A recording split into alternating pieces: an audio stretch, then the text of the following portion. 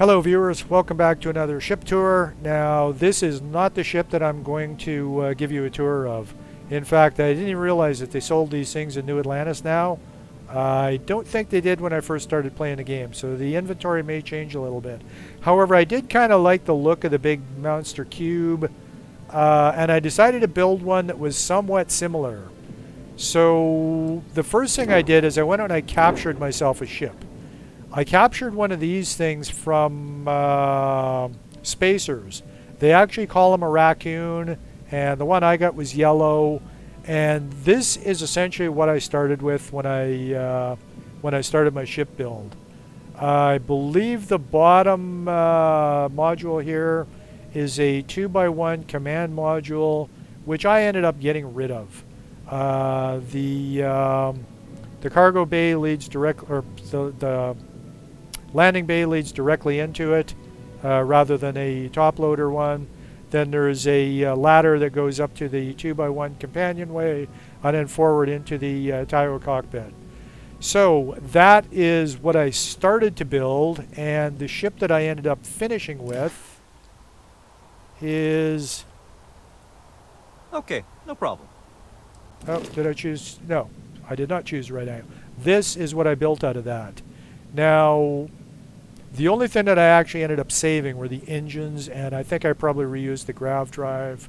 And even though the cockpit is the same, I ended up putting one of those top loader cockpits on it. Didn't really like the profile that it gave me, so I ended up going with this.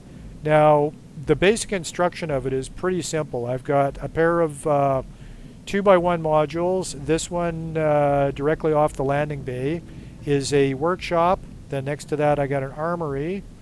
And on the top of it, I've got a 3x1 habitat all-in-one module, which runs right underneath the companionway in the cockpit. And then over on this side, I've got a 2x1 captain's quarters. And if we look at the bottom again, you can see that I've put the reactor behind the workshop, and then the grav drive directly behind the reactor. Then I've got my two sets of fuel tanks in here. I've mounted the Stroud-Eklund fairings. Like, first of all, I started with their landing gear. Those were attached to the sides of the hab units. Then I put the lander unit, landing gear in the back here. So this landing gear is fastened to here. This is fastened to here. This is also fastened to here. I believe I'm also side mounted to the reactor here, but this one is not side mounted to the reactor. This is, I believe, a front mount and possibly a top mount to this piece here, which is Stroud-Eklund structural. And then you probably recognize these being the Stroud-Eklund structurals from the Conqueror that we were looking at initially. The nose pieces are also the Stroud-Eklunds that uses. I didn't want to go completely symmetrical on this, so what I did is I just put those on one side, Stroud-Eklund braking engines mounted to the front of the armory, and then this is a Nova Galactic radiator which is mounted to the front of the 3-in-1 hab. Then, as I said, I've got a 1x1 companionway, also Stroud-Eklund, and then I went to the Tayo cockpit just because I like the visibility and it fit a nice profile, and then a couple more of these structural pieces to just kind of smooth out the top deck a little bit and give it a little nicer profile. And then I've got a couple of these engines that are bottom mounted onto these fairing pieces here. So we'll go into the ship builder and I'll show you a couple of things that I've done a little bit different. Now my cargo capacity, as you can see, is showing 1960 on this. I'm not positive if that's taken into account my payload skill. So we'll go to ship builder.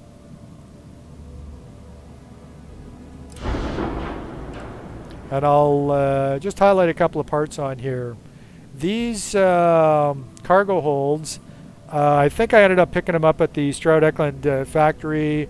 They don't exactly fit the profile. They're more rounded like the Tayo parts. But it's a big landing, or a big cargo hold rather. Initially I just had one of those big brick shaped ones that's side mounted to the side of the workshop, but I didn't really like the look of those because you can't color them. Whereas this, you can make it any color you want to. And it's also a much larger capacity at 950.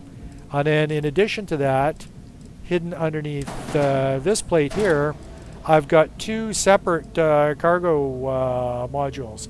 And they're both mounted, like this one is mounted to here, and this one is mounted to the hab that runs underneath this fairing assembly here. So, okay, you got to be careful about pulling stuff off, because if this engine doesn't reattach to this fairing, then you'll get an error for not attached. So that's why this fairing has to be here, because the engine doesn't actually front mount. It has to be top or bottom mounted, I believe.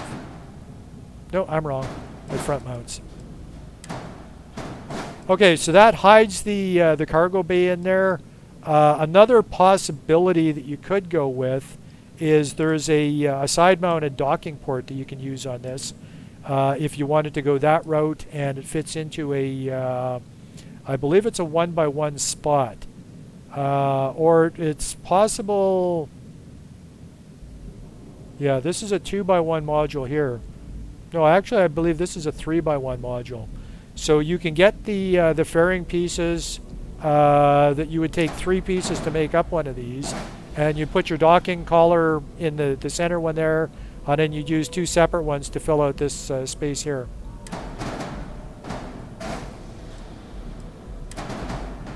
So we'll drop that into place. Shield module mounted on the side here. I've got 3 electron beams.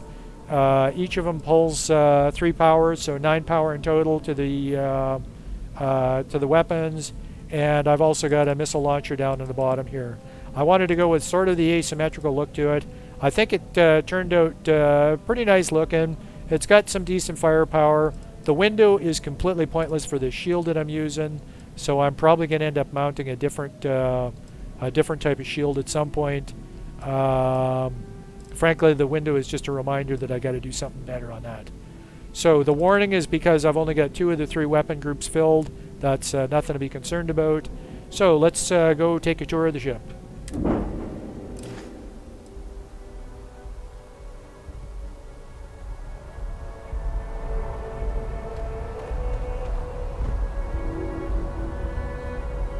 We'll do a walk around the outside, although you probably got a better look at it from the ship screen.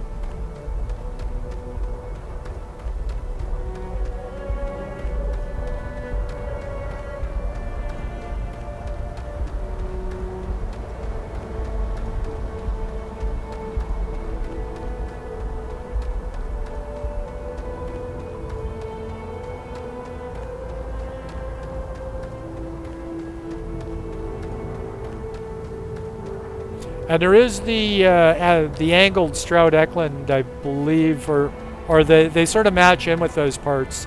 Engines that are available, but I think you need Starship Design, probably 1 or 2 or something like that, probably 2, in order to unlock them. And when I built this ship, I only had level 1, so that's why I went with these engines. They were also the stock ones on the Raccoon that I started with. But as you can see, there's not much that looks like that original ship that I showed you that I started with.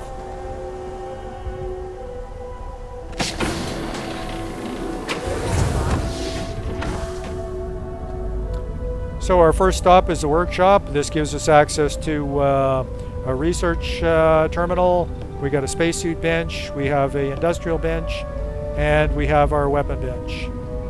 Right next door, we've got an armory. And honestly, I'm not really that jazzed about having an armory that doesn't have a mannequin, but I tried a different armory in here that did, and the mannequin was bugged. It didn't seem to be able to store a spacesuit. I don't know if that's ever been fixed. So we've got a number of weapon racks here, allowing me to put some of the spare stuff.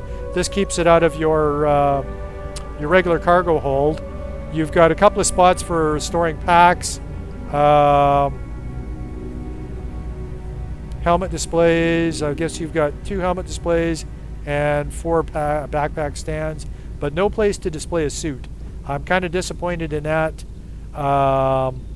The other option that you can get is if you go with a Tayo armory, you get a prisoner cell in here, although it's got a lot less space for storing weapons. So that comes down to a matter of choice. And because it's kind of buried underneath the ship, you wouldn't really notice it from a visual standpoint if you did want to go with a different make of armory. Did you need something? Why do I have random stuff falling down my ladders? Okay, so this is the 3x1 hab unit. You got your bathroom in the back here. You got a couple of beds here. A table. You got a functional galley. And then over on this side, I put some captain's quarters. If you can, you want to try to do your entrance here because it interferes with the least amount of stuff. I don't really like the layout of the Stroud-Eklund captain's quarters, but because you can see the profile from the top of the ship, I didn't really want to change it over to like a Hope Tech or something where you've got your own little sort of cubby hole and a little bit nicer bunk. I don't really like that they just give you this stupid cot where you got all that space underneath. But you do get a table and you get a bathroom and you get your nav console and a little bit extra seating while people are sitting here waiting to get chewed out by the captain. Ah, hello. And I do kind of like that it's a single ladder throughout the entire ship. So if you're coming in, you can climb directly up to the control deck. And right above that is your docker. So you know it's a short trip if you dock at a stationer or another ship or something like that to get to the docker. So yeah, Teo cockpit, cargo terminal. I believe it showed 1960 on the display there. I guess that was taken into account my my payload skill. So 950, and then I believe those things were 320 each, which should give me 640, 950, 1550, and then about 300 in a ship. Yeah, about 1800. I think I gain about 180 cargo or something like that for the skill. Great visibility from the cockpit.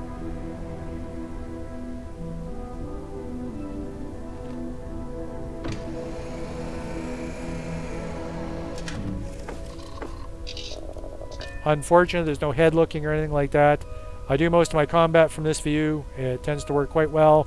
I'm not going to bother taking it up into space. If you've flown a ship with a cockpit like that, you know exactly what it looks like. And you know, your ship may vary depending on what size reactor you put into it, what kind of weapons you put onto it, stuff like that. My window looking out at my nice big shield generator. And if you want to, you can actually drop all the way to the lower deck. Long way down. But it's not great for your ankles.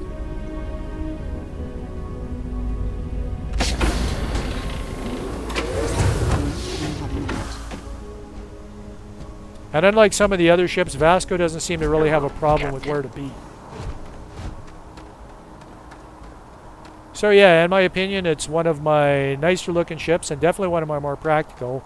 I can throw a ton of resources in there and do suit crafting, weapon crafting, stuff like that. Anyways, thanks for watching. Hopefully this has given you some inspiration for your own ship builds, and you'll come up with some ideas that you want to use for your stuff. Also, I suppose if you were standing in a cockpit, you'd get some pretty decent sight lines down to the ground. Alright, come back for the next one. If you're interested in this kind of thing, we'll see you then.